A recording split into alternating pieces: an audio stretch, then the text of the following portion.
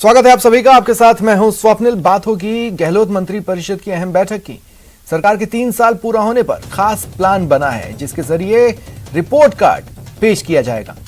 बात होगी कांग्रेस के खिलाफ बीजेपी की जन आक्रोश रैली की और बात पंचायत चुनावों के दूसरे चरण के लिए जारी वोटिंग की थी। लेकिन पहले टॉप 10 ब्रेकिंग। आंध्र प्रदेश में भीषण सड़क हादसा हुआ। बेकाबू बस नहर में गिर गई। 5 महिलाओं समेत 9 लोगों की मौत की खबर है।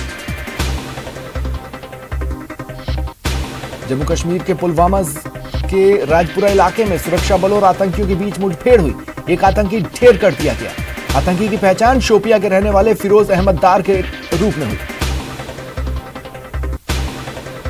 कुन्नूर में हुए सैन्य हेलीकॉप्टर दुर्घटना में जीवित बचे कैप्टन वरुण सिंह आज जिंदगी की जंग हार गए।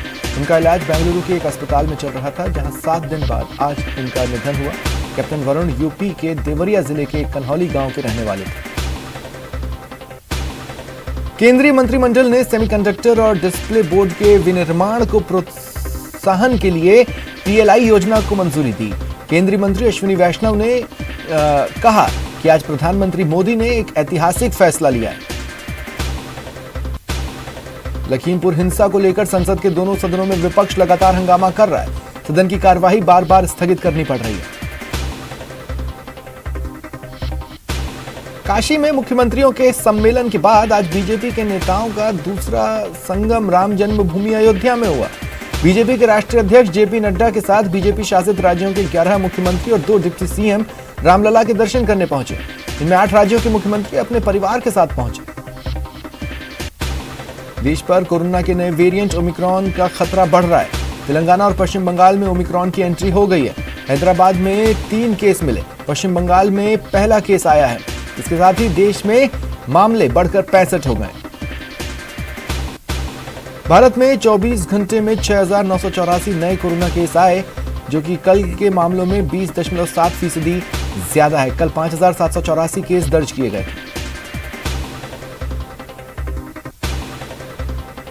2011 की जनगणना में सामने आए सामाजिक आर्थिक पिछड़ेपन के आंकड़े सार्वजनिक नहीं होंगे। सुप्रीम कोर्ट ने इस बारे में केंद्र की दलील को स्वीकार कर लिया। केंद्र ने कहा था कि 2011 में ओबीसी की संख्या जानने के लिए जातिगत जनगणना नहीं हुई थी। परिवारों का पिछड़ापन जानने के लिए सर्वे हुआ था, लेकिन वो आंकड़ा त्रुटिपूर्ण है, इस्तेमाल करने लायक नहीं है। विराट कोहली ने दक्षिण अफ्रीका दौरे को लेकर चुप्पी तोड़ी। कोहली ने कहा वह दक्षिण अफ्रीका के खिलाफ वनडे सीरीज में खेलने को तैयार है। उन्होंने बीसीसीआई से किसी तरह का ब्रेक नहीं मांगा। साथ ही कोहली ने सफाई दी कि उनके और रोहित शर्मा के बीच किसी तरह की अनबन नहीं है।